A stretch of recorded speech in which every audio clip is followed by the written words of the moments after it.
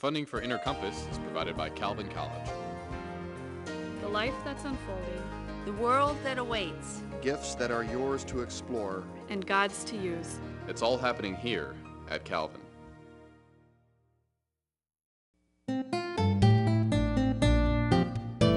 Welcome to Inner Compass. I'm Karen Saupe. Were you an A student in school, a B student, a C student, or worse?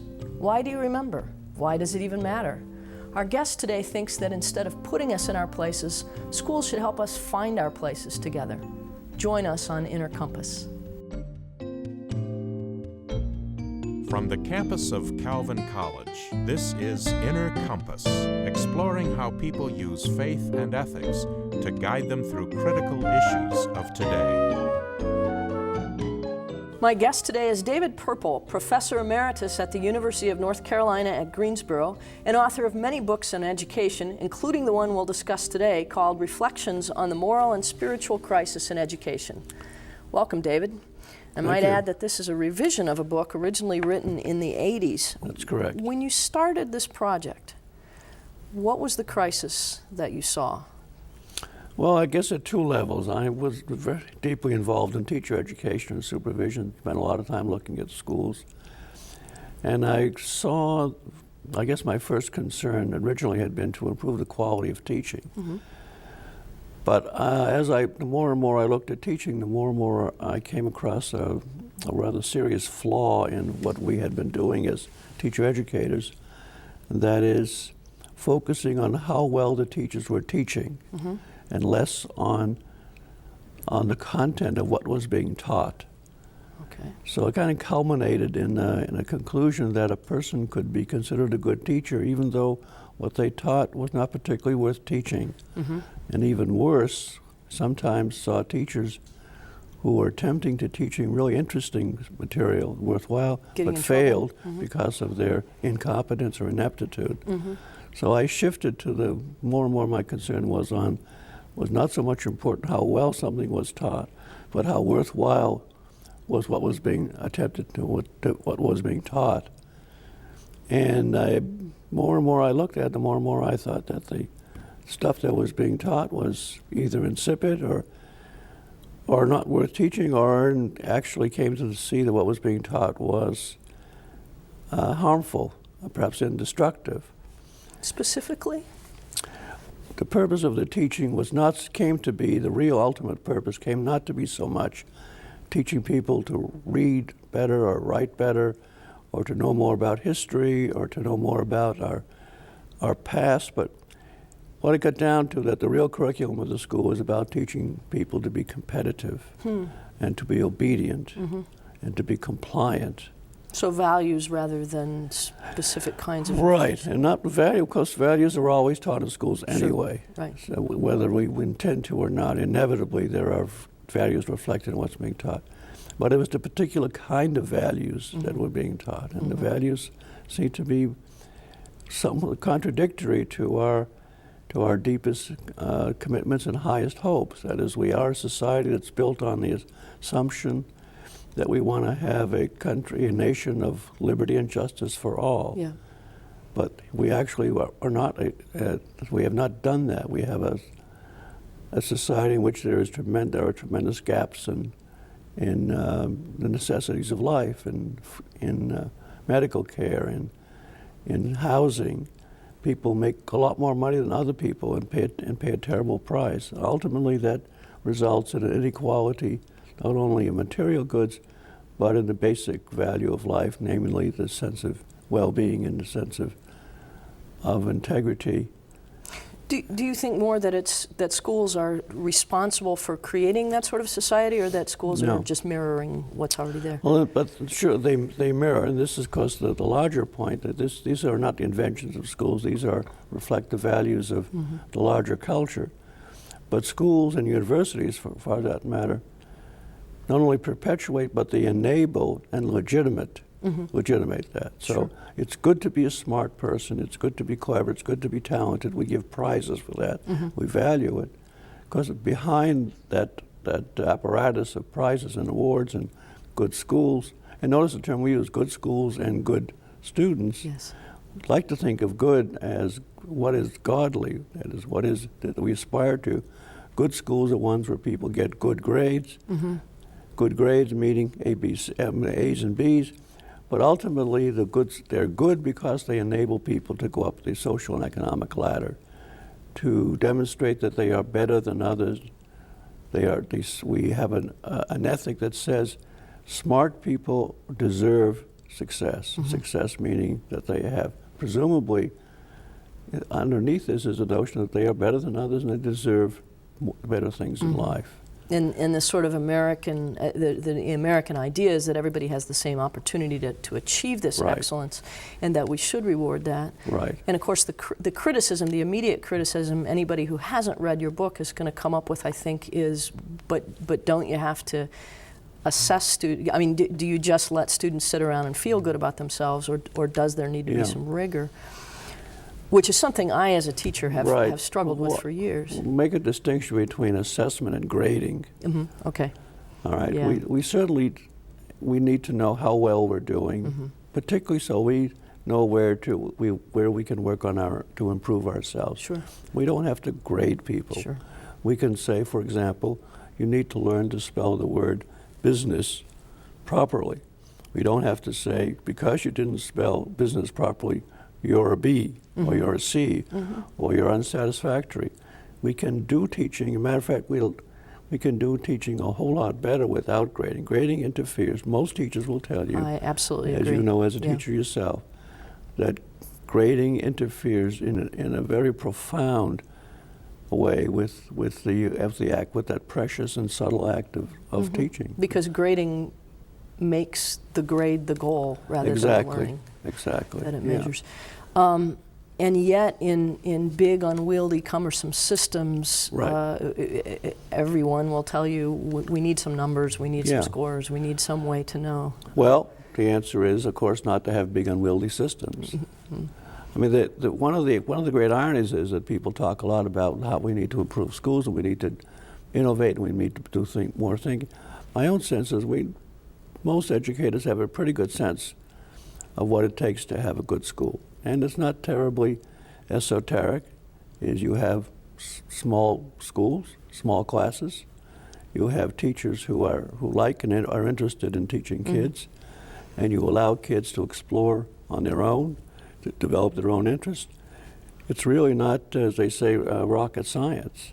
I mean, what you're describing there sounds a little like a Montessori school system or something. Is that the kind of thing that interests you? Well, I don't know particularly Montessori, but I think the model that I have in mind is something that's been going on, it has been going on in America for a long time, and you see in even traditional elementary schools, K through third grade, where there has been a long tradition of the very kind of model of teaching I'm talking about, where there's a relatively, one hopes, relatively small classes, where kids are there because they want to learn, and kids are there, and teachers are there because they want to teach, and without worrying about grading, without worrying about level in the classroom, concerned about exploring, discovering, having fun, tapping into the innate curiosity that young people have, and that model that can be easily applied to other grades, including, if I may say, universities. Sure. Where we actually try to recapitulate that at graduate school, and people do a dissertation, even though we know that gets distorted too. But people finally, hypothetically, are writing about something they care deeply about. Right. Yeah, exactly. I mean, as a college teacher, and this was true when I taught high school, I felt like a big part of my job is helping students become passionate about the thing I want. Yeah. I mean, there's a struggle there between letting them find what they're already passionate about and explore that, which I think has been a problem with the Montessori system, where maybe a student goes and always focuses on one thing and doesn't learn some others, versus trying to help them discover passion for something that's required of them. Well, yeah, I think something even more basic than that in the system we have now is to give permission to people to express their passion. And instead of saying, here's what's important, learn it, we can say, what is it that's important to you? And I'll be very happy to help you facilitate your learning about that. I hear lots of voices in my head, some of them real, saying, right. but that's not, I personally wouldn't have chosen to study any math because I wouldn't have had Right. a passion for it. Right. Clearly I need to know Sure, some math I understand today, right? that. Well, I mean, I was one of those people who did not want to learn math. I have two responses to that. One is how many math courses does it take before you say, I'm really not interested? Mm-hmm. I like the idea. I think my motto is always the string beans. I don't like string beans, yes, but try them because they're good for you. Yes, I understand, but I don't want the string. How about if I put a little butter on them? Mm-hmm. Okay, the butter is nice, but I still don't like the string beans. Mm-hmm. Oh, how about a little salt? Well, that's a little, but I don't want the string beans. In other words, how many times do we have to take a math course before one can say, I honestly think this is important, but I cannot grasp it, and I don't want to have to endure it. And when we do that in other fields, we don't require people to play football. Mm-hmm. We might ask people, you might like football. Mm-hmm. True. I tried it. No, it's not working for me. Okay. Aren't there some kinds of learning that you have to get past the basics? I teach English. I didn't like English. Yeah. Well, I don't remember particularly. I like to read books, but the Yeah. nitty gritty, the grammar, the basic sentence structure, Yeah. how to make a paragraph, that didn't interest me. It was only after I'd had Yeah. enough of it to get into the. In Right. other words, there are these Sure. building blocks, Well, right? I understand, and that of course is possible. People's interests develop and they mature and they change. Mm-hmm. But I think we, nonetheless, having said that, that determination is presumably made in a true relationship between a teacher and a student, Mm-hmm. which is for both to trust each other. Will you trust me when I tell you I Mm-hmm. Yeah. really don't want Yeah. want to do this? Or will you trust me when I tell you that if you stick with it a little longer, you'll get to the interesting part? I'll give it a chance, Yeah. right? I'll try it, sure. Yeah. But at a certain point, I want to be able to say. But there's something else beyond that as to what constitutes basics. And to get back to the theme of my work, Yeah. and that's the question of what is truly basic. Right. And there are different levels of basic. Surely we must know how to read and write, and to learn the skills of everyday life. But more basic than that is to know what the meaning of our lives is. Basically, it seems to me that we as a culture and a society want basically our people to be kind and loving and caring, be considerate of others, to be responsible for the quality of life around us, and to also be involved in participating in what Dewey said, that the purpose of education was to create a civilization. And what kind of a civilization? We participate in the world. We need to have the skills to not only to how to build the civilization, but more basically and most profoundly is to wrestle and struggle with the question of what constitutes a good civilization. How do we treat each other? How do And we- that's how exactly. How you do we live with define each other? morals. When you talk about morals, Exactly. you say, here I'm dealing with how do people treat one another. Exactly. Yeah, moral is a very simple issue, is how do we relate to each other as people. You end up grounding this in religious convictions. Yeah. And I'd like you to talk a little bit about how, because that's not how you began the project. In other words, No. you didn't begin by saying, here are my religious beliefs, I'll build an educational theory on it. It kind of goes the other way for you, right? Well, it's an excellent question.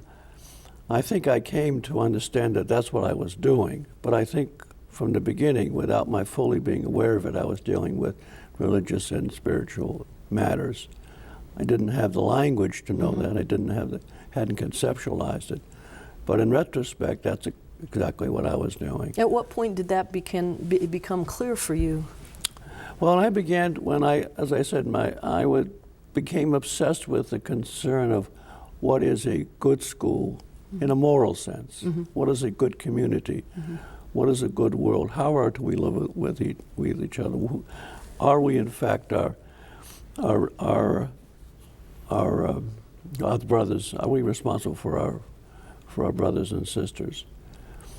And I was reading in different ways to find some answers, or at least some insight into this question. I just seemed to resonate with certain religious writings. For example, this issue of how we are brothers keepers, which is came out of religious text. I came across an article where somebody talked about the Hebrew Bible as beginning basically with that question when Cain asks God, "Am I my brother's keeper?" Mm-hmm. And he said that the rest of Genesis is about that question, and ultimately the answer is yes. Yes. Yes, we are. Yeah, yeah. Well, and I think, again, I think there's a tacit agreement in our culture that we are. And if we're going, and that sounds stunning to me. I mean, it's such an extraordinary miracle that in a situation where we have to struggle for our survival, where there is kind of incipient competition and it's sometimes say that we live in a jungle, and we have, and sometimes we still do. Yet in spite of that, there is this extraordinarily powerful instinct and impulse to care for each other, to love each other. And that kind of consciousness ought to pervade what we do in all our cultures, in all our institutions, especially our educational institutions. Mm-hmm. If we see our educational institutions as an opportunity to share and inculcate our deepest held values. Then where do you think this impulse for competition comes from? I mean, it is so completely pervasive in our educational system. Yeah. Well, I don't know. At the most basic level, I suppose it's about survival. But survival has now seemed to have evolved into greed, into advantage, mm-hmm. into superiority. I think it's where I have come to is to somehow to see that has come in. It evolves from a sense of some people are better than others. I want to be one of those people who are better than others mm-hmm. because I get all kinds of goodies for that. I get more money, I get more power, I get more prestige, all those other perks in life, mm-hmm. which of course is counter to the parallel impulse is that I love my neighbor and I right. as myself, and that there's perhaps not much distinction between my neighbor and me. But with the rise of individualism and separatism comes, I think it's a way in which that fosters and facilitates the competition. And when you have a society that offers these extraordinary rewards, we start off at a very young age and we brag about our children who walk a month before they're supposed to, or we say, look at that, he can speak 7 words. Well, we gradually we come to want those rewards and those strokes. There's a very powerful transition, however, between being at home and going to school. At home, most of the time, I understand there are many exceptions, kids are rewarded unconditional. Yes, we do give a tap for our kids when they do something that we like. But basically kids, at least in the homes that we like, so I know that my parents love me even when I fall down, right. or even when I break the glass, or even when I break the rules of the house and run through the house in the middle of the night. But you go to school, that's over. That's over. The schools success is what gets reward. That doesn't sound, I'm not a theologian, but it doesn't sound very Christian to me. Exactly. It's not unconditional love, it's conditional love, and that's what schools are about. Do you think, having grounded this in a theological base, given that not everybody has the same religious beliefs, is that can you build an educational system on that foundation, or do you need to build lots of different educational systems? Do we need to stick to our own kind? Yeah, I would say yes. I do think that there are enough. One of the points that I make in the book, I'm a little less sure about this than I was because of recent political events, but I do believe that there are elements of commonality. I believe that all people can agree that there needs to be justice in the world, that all people should have enough to eat, that all people should have proper medical care, that all people require self-respect, that all people require dignity. I know that's very broad, but it's a lot. I think there's quite a lot as I say, consensus on what's most basic. Now, when it comes to the question of how do you create a society, or even more specific, a school system that resonates with that commitment and that can foster that commitment, that's when you see, to me, it makes sense, where you're going to have diversity and differences of opinion and varieties of paths to that goal. Absolutely. I certainly believe in the notion of free education, free and total access to education. But I also know that there's a tradition of private education in the history of our country. Private education can serve to be divisive in that it's either sectarian or it's limited to the very rich, and of course there are all kinds of private education. But I think there is a way, there's a conundrum here. Public education can be monopolistic, it can be oppressive, it can be, especially now with the testing, it's more and more uniform. But at the same time, as far as I can see, most private schools also follow the basic pattern of the public schools. Achievement and grading. So and so what forth. what we ought to have is true alternative education. We do not have true alternative education. We have different modes of doing bad education. The example I give as contrast is in medicine, where we are beginning to see the emergence of true alternative medicines. So people really fundamentally disagree on concepts of what constitutes health, and totally different points of departure on how to achieve health. Some through medicine, some through meditation or exercise or herbs or whatever it is.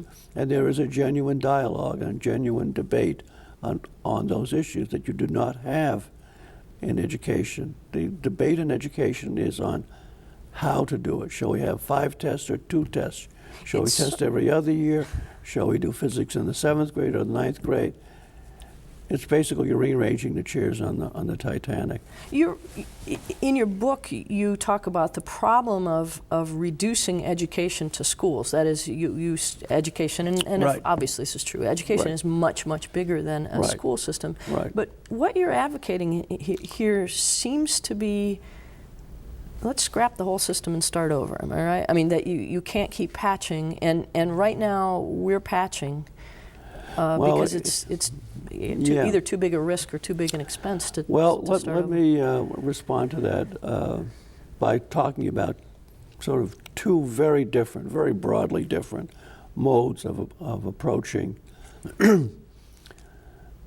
improving education. One is, in the broadest and most idealistic terms, I would call transformation, fundamental, serious transformation. Right. And the other I would call amelioration. And amelioration isn't enough, you said. Well, it's not enough, but it's important. Okay. It's sufficient. It's necessary, but not sufficient. Of course, it's like anything else.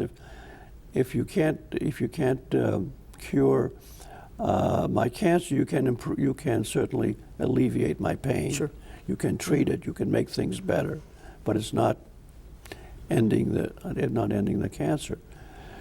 Now, we do know how to improve schools. As I said before, you have smaller classes, you have smaller schools, you have more freedom for kids to learn and to grow, and that we have some very, very good ideas. If we know that, why aren't we doing it? Because we don't really, at a fundamental level, we don't really want to change the schools because the schools are working. They work in what we want them to work. If you think, schools are very inexpensive. Yes. And the schools that I'm talking about are very expensive. Right. So we're able to do what do we want to do in the schools? We want to provide kids an opportunity to get better jobs, to make more money, to sort them out. The system needs sorting out. Who's going to be able to work in my plant? Who's going to be able to work over there? So this is an economically driven program. Economic, right. Think of the concept of when we say that people are overqualified.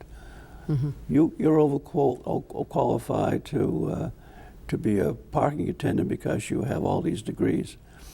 What that really means is that somebody is qualified for that. Yeah. And the schools have a way of saying, You're going to park cars, you're going to teach English in the graduate school. Right.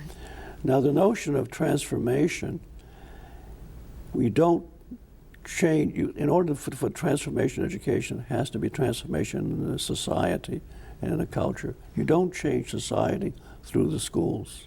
The schools are set up, in fact, not to change society. But That's to the whole reflect society's point values, of having right. public schools, and that goes back to your issue about public. Public schools are set up rightfully and sensibly to maintain stability in a society and a culture.